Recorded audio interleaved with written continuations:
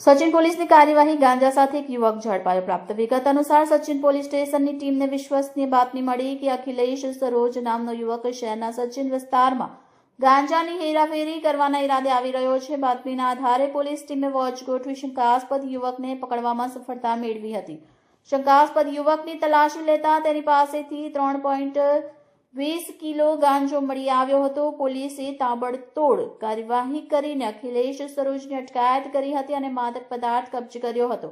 આ અંગે સચિન પોલીસ સ્ટેશનમાં યુવક વિરુદ્ધ એનડીપીએસ એક્ટ હેઠળ ગુનો નોંધવામાં આવ્યો છે. પોલીસે યુવકને કોર્ટમાં રજૂ કરી વધુ પૂછપરછ માટે રિમાન્ડ મેળવવાની તજવીજ હાથ ધરી છે. સચિન પોલીસના ઉચ્ચ અધિકારીઓએ જણાવ્યું હતું કે આરોપી પાસેથી મોટા પ્રમાણમાં ગાંજો મળી આવતા શક્ય છે કે તે માદક પદાર્થોની મોટા હેરાફેરી નેટવર્ક સાથે સંકળાયેલો હોય. પોલીસે યુવક વિરુદ્ધ આગળની તપાસ હાથ ધરી છે, જેથી તેના અન્ય સાથીઓ અને ગાંજાના સ્ત્રોત સુધી પહોંચી શકાય.